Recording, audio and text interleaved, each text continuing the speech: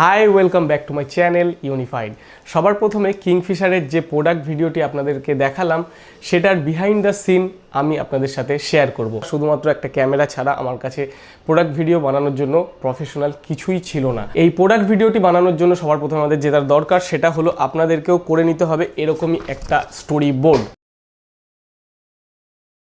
আঁকা খুব একটা ভালো নয়, আমি খুব একটা ভালো আঁকি না, বাট স্টোরি বোর্ডটা মোটামুটি আপনার বেসিক একটা নলেজ যে আপনি কোন শটের পর কোন শট নিতে পারবেন এবং কোন শটের পর কোন শটটা নিলে আপনার টাইম সেভ হবে এবং স্মুথলি কাজটা বেরোবে। স্টোরি বোর্ডের আর একটা সুবিধা হলো আপনার কোনো শট মিস যাবে না। তো চলুন আমরা এবার দেখে নিই ফার্স্ট এবং সেকেন্ড ফুটেজটি, কারণ ফার্স্ট এবং সেকেন্ড ফুটেজটি একইভাবে নেওয়া হয়েছে।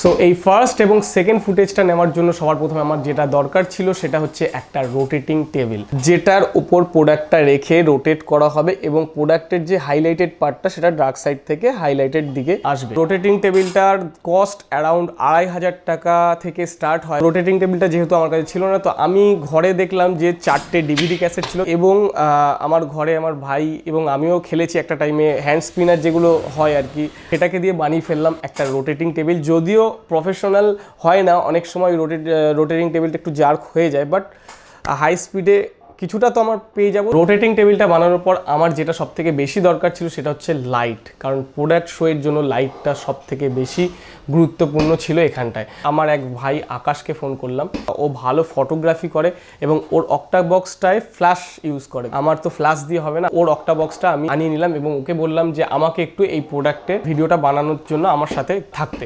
আমার দোকানে যে 50 ওয়াটের একটা এলইডি বাল্ব ছিল ফিলিপসের, সেটাকে খুলে আনি এবং সেই লাইটটা আমি অক্টা বক্সে ভালো করে সেট করি। এই ক্ষেত্রে আমি ব্যাকগ্রাউন্ডটা ব্ল্যাক পেপার দিয়ে আটকেছি। সব কিছু সেট আপ করার পর আমি ক্যামেরা সেট আপ করলাম। 100 FPS এ আমি শ্যুট করেছি, 4K তে রেকর্ড করেছি, কারণ 4K তে রেকর্ড করাতে যদি আমি কিছুটা জুম করি এডিটে তাহলে আমার খুব একটা প্রবলেম হবে না বা ফুটেজ ফাটবে না। আমি ফার্স্ট শট নিতে গিয়ে বেশ কিছু সমস্যার সম্মুখীন হয়, সেটা হচ্ছে গিয়ে রোটেটিং টেবিলটা ভালো মতন ঘুরছিল না। কিছুটা আমি মোমেন্ট নেওয়ার জন্য আমি চেষ্টা করেছি, অনেকগুলো টেক নিয়েছি, নেওয়াতে আমি মোমেন্ট পেয়ে গেছি, বাট লাস্ট যেটা দেখলাম সেটা হচ্ছে গিয়ে ক্যানের গায়ে একটু কিছু ডিমান্ড করছিল, মানে যদি একটু জলের স্প্রে করা যেত, যেটা কিনা স্যানিটাইজ ইউজ করতাম, সেটাতে জল ভরে আমি ক্যানের গায়ে স্প্রে দিলাম এবং আবার রোটেট করে শটটা নিলাম। কোথাও নিচের থেকে কিছু একটা লাইট দরকার ছিল, তো এটা খুব হেল্প করেছে এলইডি লাইটটি, যেটা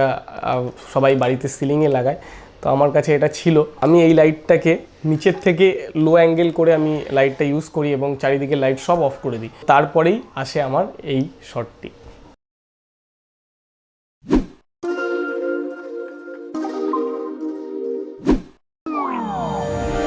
সো এই থার্ড ফুটেজটার জন্য আমার দরকার ছিল লেবুর স্লাইস। লেবুর স্লাইস করলাম এবং সেটাকে কাঠি দিয়ে আমি আটকালাম, আটকে জাস্ট আমি ক্যামেরার সামনে ফোকাস করে আমি লেবুর ওই যে স্লাইসগুলো সেগুলোকে রোটেট করেছি। করার পর আমি এডিটে লেবুগুলোকে আমি মাস্ক করেছি এবং পেছনে যে ক্যানগুলো উড়ছে দেখা যাচ্ছে ওই ক্যানগুলোকে আমি মাস্কিং করে এডিটে এইভাবে এফেক্ট ক্রিয়েট করেছি।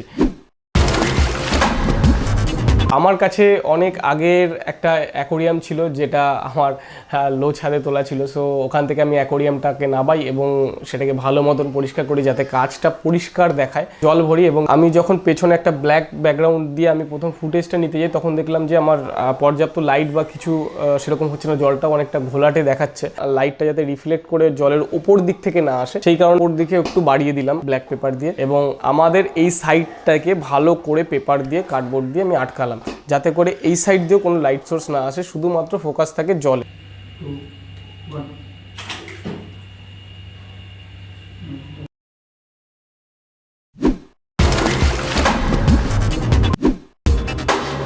তো এই ফুটেজটার জন্য আমার দরকার ছিল একটা ফিশিং ওয়্যার।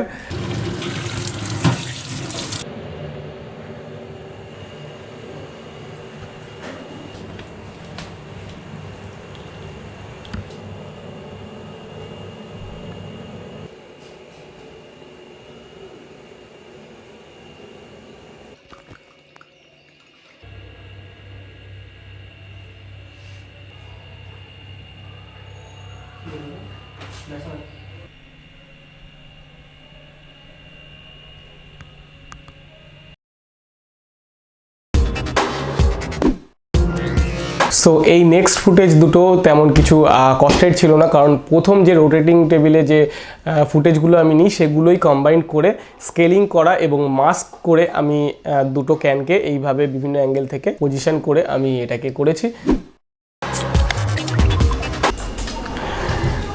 এই ফুটেজটা কিন্তু সত্যি ভীষণ চ্যালেঞ্জিং ছিল আমার কাছে। এই ক্যানটা ওপেন করার জন্য আমার দরকার ছিল ফিশিং ওয়্যার, তো ফিশিং ওয়্যারটাকে আমি ভালোভাবে উপরে আটকেছি, বাট বিভিন্ন অ্যাঙ্গেল আমাকে চেঞ্জ করতে হয় এই ফুটেজটা নেওয়ার জন্য, যে কিভাবে নিলে পরে আমি ভালো করে কাটতে পারবো এবং মাস্কিং করতে পারবো এবং দড়িটাকে রিমুভ কিভাবে করতে পারবো। এখানে আমার এক দাদা আছে, বাপ্পাদা, সেও ছিল ওখানটায়। প্রথম যে ফুটেজটা দুটো নিয়েছি সেই ফুটেজ দুটো আমার কাছে খুব একটা ভালো লাগেনি। 2 থেকে 3টে ক্যান এইভাবে ওপেন হয়, মজা আসছিল না। আমার কাছে ছিল লাস্ট ক্যান 4 নম্বর, একটু ভালো করে শেক করলাম।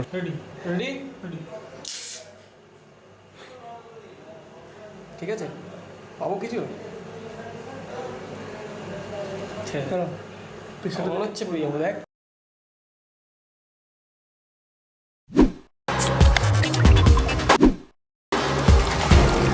সো এই ফুটেজটার জন্য আমার কাছে দরকার ছিল একটা সুন্দর গ্লাস।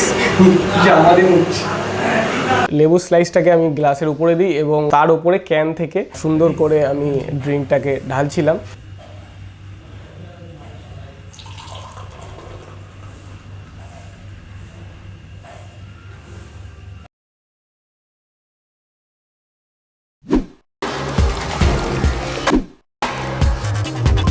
একটা স্লাইডারের দরকার ছিল, যেটা কিনা জুম ইন থেকে জুম আউট করতে পারি স্লাইডারে। যেহেতু স্লাইডার ছিল না, তো আমাকে এডিট টেবিলেই এটাকে স্লাইডার বানাতে হয় এবং স্কেলিং করে আমি জুম ইন থেকে জুম আউট করি।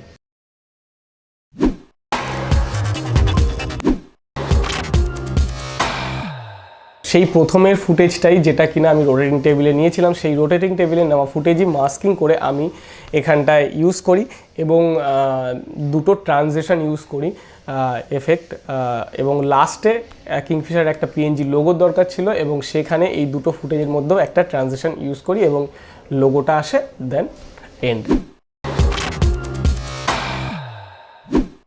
এবার রয়ে গেল একটা ভাইটাল পার্ট, সেটা হচ্ছে সাউন্ড ডিজাইন এবং মিক্সিং। এটার জন্য আমি আমার এক বন্ধুকে ফোন করব, তার নাম হচ্ছে সুমিত নন্দী। হ্যালো, কেমন আছিস? ভালো। বলছি এই চলছে, বলছি আমার একটু হেল্প দরকার ছিল। তো আমি একটা প্রোডাক্ট ভিডিও বানাচ্ছি, তো সেখানে একটু সাউন্ডটা একটা ভাইটাল পার্ট। তো তুই যদি একটু এটা করে দিস, আমি তোকে পাঠিয়ে দিচ্ছি ফুটেজটা। সাউন্ড তো আমি নিজে করতে পারবো না। ও তুই আর শাগনিক কোথায়? হ্যাঁ হ্যাঁ, কেমন আছো? আমার এই যে চলছে, আমি একটু কাজে একটা জায়গায় আটকে গেছি, মানে সাউন্ডের পার্ট তো আমার একদমই নয়। এর আগে অনেকগুলো বেশ কিছু স্টক ফুটেজ দিয়ে ইউজ করেছি, বাট এইটা আমার কোথাও মনে হয় একটু প্রফেশনালি হলে ভালো হয়, যেহেতু প্রফেশনালি একটা প্রোডাক্ট ভিডিও আমি বানাতে চলেছি। তো এই ক্ষেত্রে যদি তোমরা দুজন একটু আমাকে একটু হেল্প করো, যেমন সুমিত তো অনেকদিন আগের দিয়েই ভালো কাজ করে, খুব পুরনো ফ্রেন্ড আমার, ওর একটা নিজস্ব স্টুডিও আছে, কৃষেন্দু স্টুডিও, তো ডাবিং থেকে মিউজিক মিক্সিং সবই করে। আমাদের বেশ কিছু কাজে মিক্সিং তুই করেছিস ভাই, বেশ ভালো কাজ হয়েছে। Tata. So that's it, after sound design এই প্রোডাক্ট ভিডিওটা একটা আলাদা লেভেলের দেখতে লাগছে। সুমিত এবং ওর ফ্রেন্ড শাগনিককে অসংখ্য ধন্যবাদ, কারণ ওরা একেবারে প্রফেশনালি কাজটা করে। হ্যাঁ, এবারে একটা কথা যেটা না বললেই নয়, সেটা হচ্ছে কি এই ভিডিওটি কিন্তু কোনো রকমই স্পন্সার্ড ভিডিও নয়। কিংফিশার আমাকে হায়ার করেনি এই প্রোডাক্ট ভিডিওটি বানানোর জন্য, বা আমাকে স্পন্সার করেনি এই ভিডিওটি বানানোর জন্য। সো এটা আমি নিজে থেকেই বানিয়েছি। হ্যাঁ, ইন ফিউচার যদি আমাকে কেউ স্পন্সার করে, তাহলে একটু প্রফেশনাল জিনিস দিয়ে আরও প্রফেশনালি করতে পারবো। আর একটা কথা, যে এই ভিডিওটি বানানোর জন্য আমাকে ইন্সপায়ার করেছে সে হচ্ছে আমার ফেভারিট একজন ইউটিউবার, ড্যানিয়েল শেফার। তার আমি প্রোডাক্ট ভিডিও বেশ কিছু দেখেছি এবং কিভাবে সে বানায় সেই বিহাইন্ড দ্য সিনগুলো দেখেছি, দেখে আমি ইন্সপায়ার হয়ে আমি এই ভিডিওটি বানাই।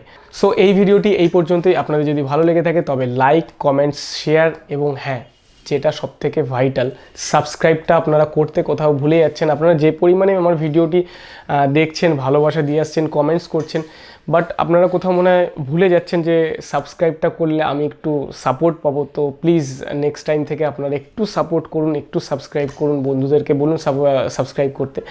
তাহলে পরে আমি আরও ভালো ভালো ভিডিও আপনাদের সামনে তুলে ধরতে পারবো, ভালো ভালো জায়গা এক্সপ্লোর করতে পারবো, ভালো ভালো এক্সপেরিমেন্টাল ভিডিও আপনাদের সামনে তুলে ধরতে পারবো। সো এই ভিডিওটি এই অবধি। আপনারা সবাই ভালো থাকবেন, সুস্থ থাকবেন এবং সেফ থাকবেন।